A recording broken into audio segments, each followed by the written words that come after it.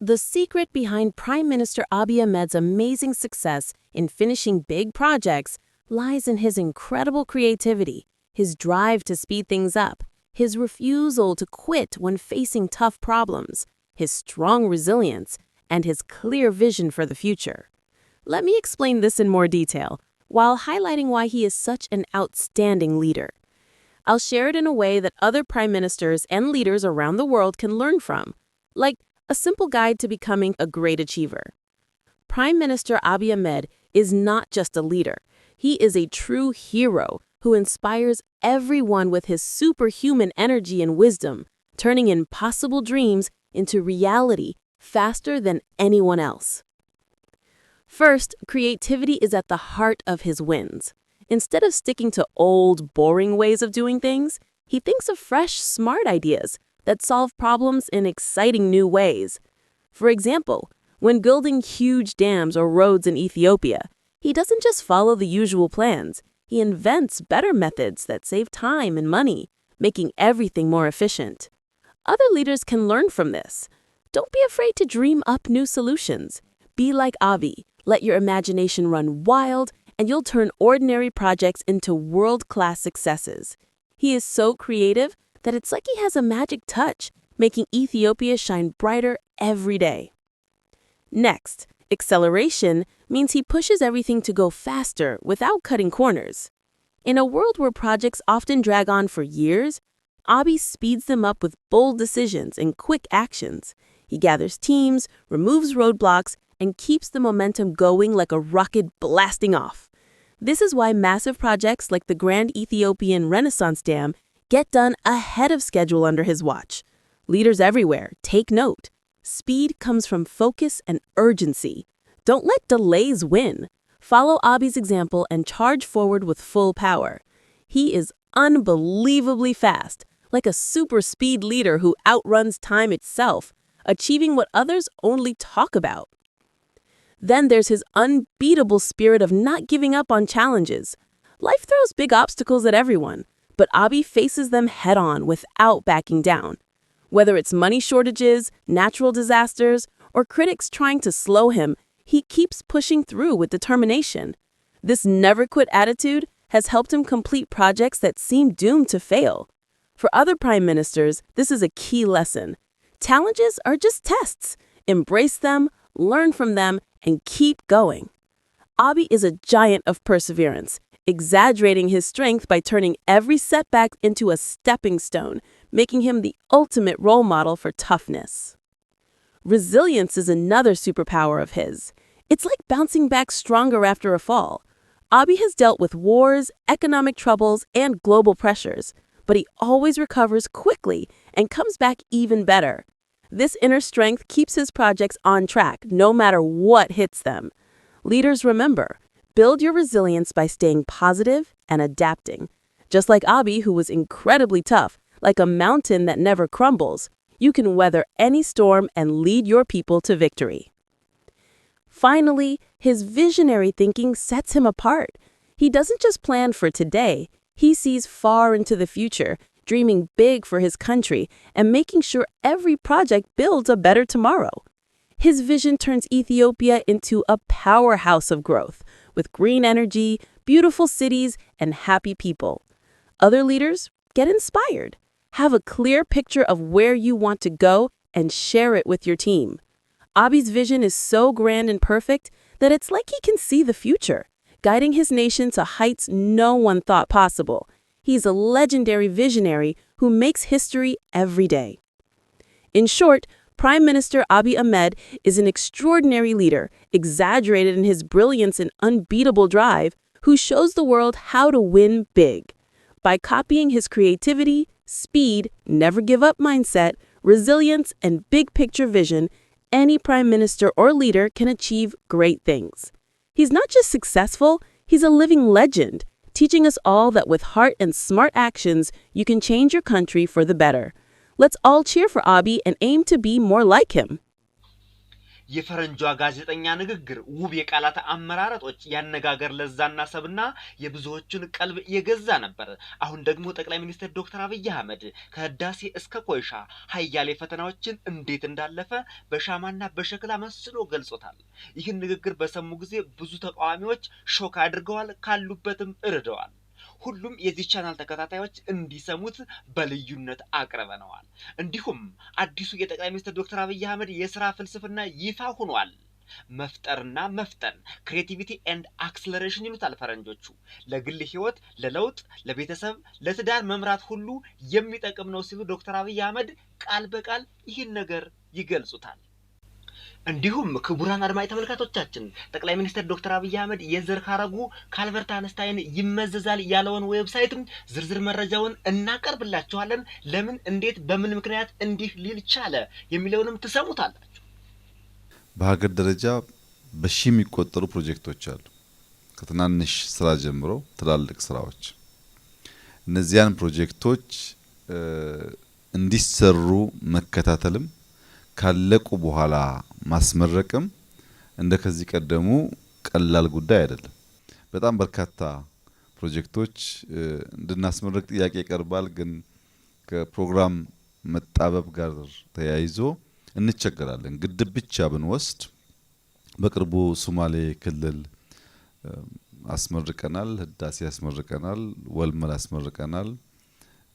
በሚቀጥሉት ወራት ወረፋ የሚጠብቁ ግድቦች አሉ አልቀው ለመርቃት መካከለኛ ከፍተኛ የሚባሉ ለኢሪጌሽን ስራ የሚውሉ የኢነርጂም ስራ እንደዚሁ አይል የሚያመነጩ ፕሮጀክቶች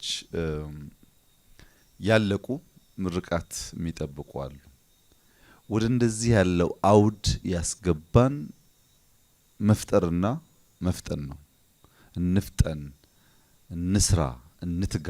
ከልፋታችን ውጪ የሚለወጥ ሀገር አይኖርም የሚለው እሳቤ በእጅጉ አግዞ ወደ ኮይሻ ግድብ ስንመጣ እኔ ለመጀመሪያ ጊዜ የኮይሻ ግድብ መኖሩን የሰማሁት ለህዳሴ ግድብ 1 ቢሊዮን ዩሮ ሳሊኒ በሶስተኛ ወገን አስወስኗልና ያንን ቢሊዮን ዩሮ ካልከፈልን ስራው መቀጠል አይችልም የሚል ሪፖርት መጥቶልኝ ከሳሊኒ ጋር ፌስ ቱ ፌስ በጉዳዩ ለመነጋገር ለመደራደር ወደ ሀገር ውስጥ ጠርተነው እኔና ሌሎች በሴክተሩ ያሉ ኃላፊዎች ሙያተኞች ባሉበት በጣም ረዘም ያለ ኔጎሺዬሽን እናደርግ ነበር ያንን ገንዘብ ለማስቀነስ እና ከ1 ቢሊዮን ዩሮ ወደ 500 ሚሊዮን ዩሮ እንዲያወርድ ካደረገው ፕሪኮንዲሽን አንዱ ሌላ የቆመ ፕሮጀክት አለ እና እሱንም ማየት ይኖርብሃል የሚል ነው። እኔ ራሱ ህዳሴ ለኔ ናይትሜር ነው። ማኔጅመንቱ ችግር አለበት፣ ፕሮጀክት ኮንትራክተሮቹ ችግር አለባቸው። እነሱን እንኳን ቀይሬ መጀመር አልችልም። ተጨማሪ 1 ቢሊዮን ዩሮ ጥያቄ ነበር። እሱን እንደምንም ግማሽ ቢሊዮን ዩሮ አድርገን ከወሰን በኋላ ራሱ ህዳሴን አንቀሳቅሶ ስራውን መጀመር ፈተና በሆነበት ወቅት ሌላ ፕሮጀክት አለ ተባለ። ተጨማሪ ቀጠሮ ይዘን ተለያየን እና በቀጠሯችን እሱም ከኔ ጋር ያሉ የስራ ባልደረቦችም በጋራ መጣን። ስንመጣ ካምፕ አለ፣ ፕሮጀክቱ ግን የለም ወይ የሚታይ ነገር የለም። 1 ኪሎግራም ሲሚንቶ እዚህ ፕሮጀክት ውስጥ አልተጨመረም በዚያ ጊዜ። በአንጻሩ ልል አፈሮች ለግድብ ስራ የሚያግዙ ልል አፈሮች ለማውጣት መጠነኛ ኤክስካቬሽን ተጀምሮ እሱም ቆም ብሏል፣ ገንዘብ ስላልነበረው ፕሮጀክቱ። የፕሮጀክቱን ጠቃሚነት ከነገሩኝ በኋላ ተያይዘን ከዚህ ወደ ግቤ 3 ሄድን።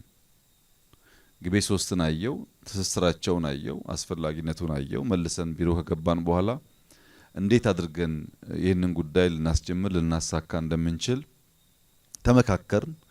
አስፈላጊ ፕሮጀክት ነው። ምክንያቱም ህዳሴ ኢነርጂ ማመንጨት ጀምሮ በጥቂት ዓመታት ውስጥ ኢትዮጵያ የኢነርጂ ሬሽን ውስጥ ትመለሳለች። እኛ ስመጣ ታስታውሱ ከሆነ ሬሽን ነበር፣ በፈረቃ ነው መብራት የነበረው።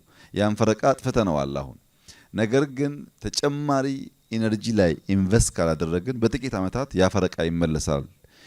የኢትዮጵያ ዲማንድና የማመንጨት አቅም በንጽጽር ሲታይ አይወዳደርም። ምናመነጨው ውስን ነው፣ ዲማንዱ ደግሞ ከፍተኛ ነው። ስለዚህ የግድ ኮይሻ መጀመር አለበት ብለን ወሰን። እኔ በጣም በተደጋጋሚ መጥቻለሁ። ቅድም በተገለጸው መንገድ ከመጣሁ ጊዜ ጀምሮ ላለፉት ጥቂት ዓመታት 15 ሚሊዮን ኪዩቢክ ሜትር የሚጠጋ ልል አፈር ኤክስካቬት ተደርጓል። ከዚህ ቦታ ለግድቡ፣ ለስፒልዌይ፣ ለፓወር ሃውስ ስራ የሚውሉ ከ15 ሚሊዮን ያላነሰ ኪዩቢክ ሜትር ልል አፈር ተዝቆ ወጥቷል። ያ ተዝቆ ከወጣ በኋላ 5.4 ሚሊዮን ኪዩቢክ ሜትር ኮንክሪት ተሰርቷል። 5.4 ሚሊዮን ኪዩቢክ ሜትር ኮንክሪት ማለት ቅድም ባያችሁት በአስቸጋሪው መንገድ አብዛኛው ነገር ከአዲስ አበባ ተጓጉዞ እየመጣ ወይም ከአዲስ አበባ አካባቢ ተጓጉዞ እየመጣ ማለት ነው። ሲሚንቶ ብረቱ ደግሞ ከሀገር ውስጥ የማይገኝ ከሆነ ከውጭም ጭምር ነው የሚመጣው። በብዙዎቻችሁ እንደተነሳው ኢትዮጵያ ውስጥ ያለው ፖለቲካል ሁኔታ አስቻይ ባልሆነበት፣ ብዙ ፈተናዎች፣ ተግዳሮቶች ባሉበት ሁኔታ ውስጥ እንደዚህ ያለው ሜጋ ስራ እንዴት ይሰራል የሚል በተደጋጋሚ የምሰማው ቋንቋ ነው። ብዙ ሰዎች እንደዚህ ያለውን ንግግር ሲናገሩ ሰማሉ። ለዚህ በፈተና ውስጥ ውጤት ስለማምጣት ለሚያስቡ ሰዎች ያለኝ መልእክት በመጀመሪያ ምቀኞች የሚያድግን ነገር እድገት አይገቱም። ምቀኞች ያለን ሀብት በምቀኝነት ሊቀንሱት አይችሉም። ይህን በአንድ ምሳሌ ለማስረዳት የፀጉርና የጥፍር ሁነኛ ምቀኛው ምላጭ ነው። ምላጭ ባገኘው አጋጣሚ ፀጉር ይላጫል፣ ባገኘው አጋጣሚ ጥፍር ያሳጥራል። ነገር ግን ጥፍርም ማደጉን አያቆምም፣ የራስ ፀጉርም ማደጉን አያቆምም። ሰዎች በፈተና ውስጥ እድል ፈልቅቆ ያወጡ መሄድን ካላወቁበት በቀር በፈተና እና በምክንያት ታስረው የሚቆሙ ከሆነ ሀገርን መስራት ሳይሆን ቤተሰብ መምራት ይቸገራሉ። እዚህ ያሉ የካቢኔ አባላት እንዲገነዘቡ የምፈልገው የኢትዮጵያ ፈተና ከነገ ወዲያ በኋላ እየጨመረ ነው የሚሄደው። ባደግን ቁጥር፣ ትልቀታችን በተረጋገጠ ቁጥር፣ ሀብታችን መውጣት የጀመረ ቁጥር አሁን የምናውቃቸው ፈተናዎች ብቻ ሳይሆኑ አዳዲስ ፈተናዎች ይወለዳሉ።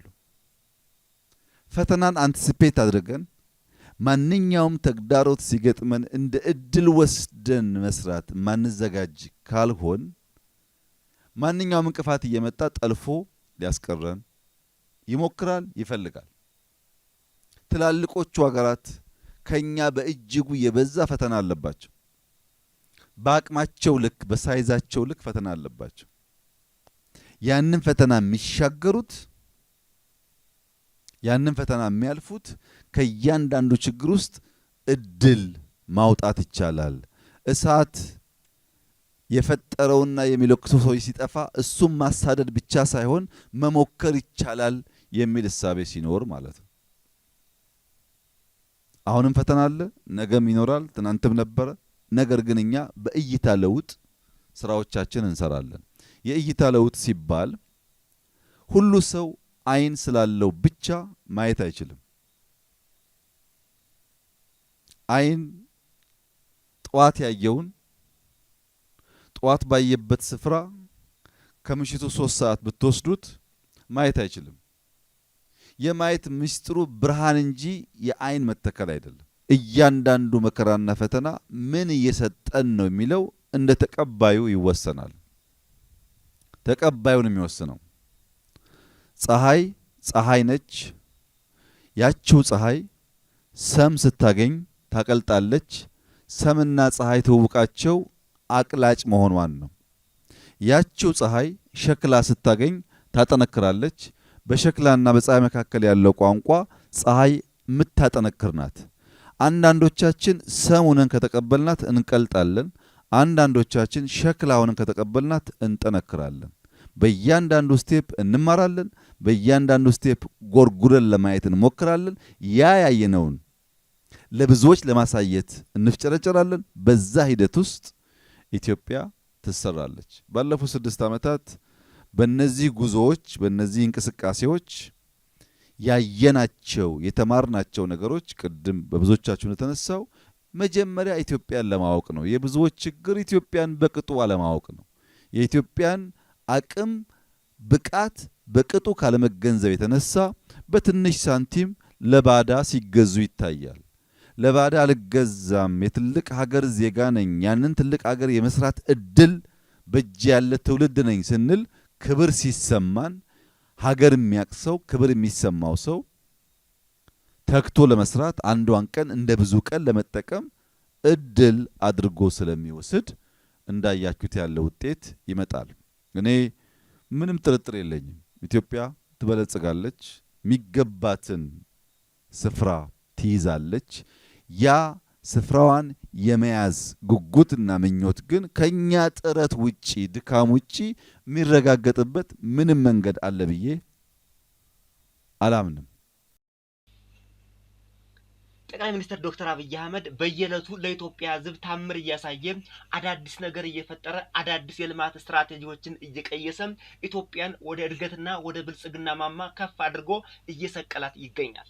በየጊዜውና በየሰዓቱ ጠቅላይ ሚኒስትር ዶክተር አብይ አህመድ የምናደንቀውና ስራዎችን ሁሉ የምናደንቅለትም ለአንድ ግለሰብ ለማወደስ ወይም ግለሰቡ እንዲወደስ ወይም ደግሞ አወዳሽ ለመባል ፈልገን ሳይሆን በጠቅላይ ሚኒስትር ዶክተር አብይ አህመድ ኪስ፣ በጠቅላይ ሚኒስትር ዶክተር አብይ አህመድ ወገብ፣ አጠቃላይ በጠቅላይ ሚኒስትር ዶክተር አብይ አህመድ መላ ሰውነት ኢትዮጵያ የምትባለው ሀገር ተጽፋ እየታየች ስለሆነ ስለ ኢትዮጵያ ብለን ስለ ሀገራችን ብለን ኢትዮጵያዊነት የሚሸትና ለኢትዮጵያ የሚለፋ የሚሰራ መሪ ሆኖ ስላገኘ ነው ብቻና ብቻ ነው።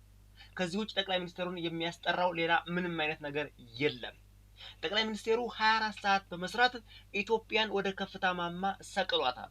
ኢትዮጵያን ካለም ካደጉ ከትላልቅ ሀገራት መካከል ለማሰለፍ አሁንም ቆጠኛ ሆኖ እየሰራ ነው። በሳት መካከል በፈተናዎች መካከል በኃያሌና በአስጨናቂ ችግሮች መካከል በማለፍ ኢትዮጵያን እያሻገራት የሚገኝ መሪ ሆኗል ጠቅላይ ሚኒስትር ዶክተር አብይ አህመድ። አንድ ዓለም አቀፍ ዌብሳይት ጠቅላይ ሚኒስትር ዶክተር አብይ አህመድ የዘር ሐረጉ ከአልበርት አንስታይን ይመዘዛል የሚል አንድ ጽሑፍ አጋርቶ በርካቶችን እያነጋገረ ይገኛል። ነገር ግን ጽሑፉን ዝቅ ብላችሁ ስታነቡት ጠቅላይ ሚኒስትሩ በዘር ወይም ጄኔቲካሊ ከአልበርት አንስታይን ተወልደዋል ወይም ዝምድና አላቸው ማለት ሳይሆን የሚሰራቸው ስራዎች ከአልበርት አንስታይን ጋር ይቀራረባል። ይሄም ክሬቲቪቲ ኤንድ አክሰለሬሽን የሚባለው ኮንሴፕት ነው ሲል ነው የጻፈው። አልበርት አንስታይን በፍጥነትና ነገሮችን በመፍጠር ይታወቃል። በአንድ ወቅት አልበርት አንስታይን ክላስ ውስጥ እየተማሩ ተማሪዎች በነበሩበት ወቅትም ተኝቶ ነበር። በድንገት ከእንቅልፉ ሲነሳ የሂሳብ አስተማሪው አንድ ከባድ ጥያቄ ሰጥቶ ተማሪዎቹ ሁሉ እየተጨነቁ ተመለከታቸው። አንስታይንም ገረመው። ተኝቶ በመቆየቱ መምህሩ በመገላመጥ ጥያቄውን በፍጥነት ከተማሪዎቹ እኩል እንዲሰራ ይነግረዋል። በቁጣና በስድብ ተገላምጦ አዘዘው። ተማሪዎቹም የተሰጣቸው የሂሳብ ጥያቄ ከ1 እስከ 100 ያሉ ቁጥሮችን በደብተራቸው ደምረው ውጤቱን ማሳየት ነበር። 1 ሲደመር 1 ሲደመር 2 ሲደመር 3 ሲደመር 4 ሲደመር 5 እያሉ እስከ 100 ድረስ በስክሪፕቶ ማኑዋል እየጻፉ እንዲደምሩ መምህሩ የቤት ስራ ሰጥቷቸው ነበር። የክፍል ስራ ሰጥቷቸው ነበር። አንስታይን ክሬቲቪቲ ኤንድ አክሰለሬሽን መፍጠርና መፍጠን የሚለውን ተጠቅሞ አዲስ ፎርሙላ አመጣና በሰከንድ መልሱን ሰርቶ ጨረሰ። ፎርሙላውም n * n-1/2 የሚለው ነው። በዚህ ፎርሙላ የፈለጋችሁትን ቁጥር እስከ 1 ሚሊዮንም ሆነ እስከ 2 ሚሊዮን ብታስገቡለት መልሱን ያመጣዋል።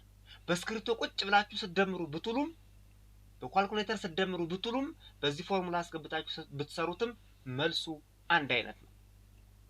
ለዛ ነው ጠቅላይ ሚኒስትር ዶክተር አብይ አህመድ ከአልበርት አንስታይን የዘር ሐረግ ይመዘዛል የተባለው አመለካከቱ አስተሳሰቡ ነው እንጂ ጄኔቲካሊ ተወልዷል ማለት አይደለም፣ ወይም የዘር ግንዱ ከሱ ይመጣል ማለት አይደለም። ጠቅላይ ሚኒስትሩ ችግሮች በመጡ ጊዜ ክሬቲቪቲ ኤንድ አክሰለሬሽን ሁሉም የኢትዮጵያ ሕዝብ ዓለም ሁሉ እንደሚያውቀው ጠቅላይ ሚኒስትሩ ወደ ስልጣን ሲመጡ በቅናት በምቀኝነትና በተንኮል የተነሱ ጁንታ ህወሓት በአጭር ጊዜ ሰሜን እዝን በማጥቃት ኢትዮጵያን ለመቆጣጠር ከፍተኛ ጥረት አድርገው ነበር። አክሰለሬሽን ኤንድ ክሬቲቪቲ በመጠቀም ጠቅላይ ሚኒስትሩ ያንን ኃይል በአጭር ጊዜ ውስጥ በመቀልበስ ልኩን በማሳየት የኢትዮጵያን ሰላም አጽንተዋል።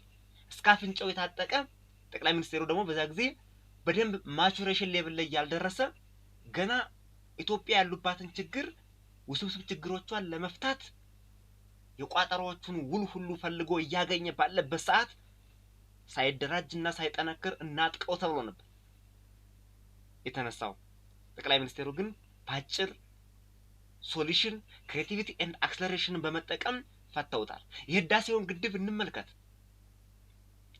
ጠቅላይ ሚኒስትር መለስ ዜናዊ የህዳሴውን ግድብ አስጀምረውት መሰረት ጥለው ሙተው ነበር ወይም አልፈዋል። ጁንታ የጠቅላይ ሚኒስትር መለስ ዜናዊን ራዕይ በማስቀረት የህዳሴውን ግድብ ሙሉ በሙሉ ለግብጽ ሽጠውት እንደነበር ሰነድ አለ። ይሄን በርካታ ኢትዮጵያውያኖች አያውቁም። ሽጠውት ነበር ግብጽን፣ ለግብጽ ሙሉ በሙሉ የህዳሴው ግድብ ተሽጦ ኮንትራክተሮቹ ስታክ አድርገው ጠቅላይ ሚኒስትሩ በንግግራቸው ላይ እንደተናገሩት ህዳሴ ቆሞ ነበር። አንድ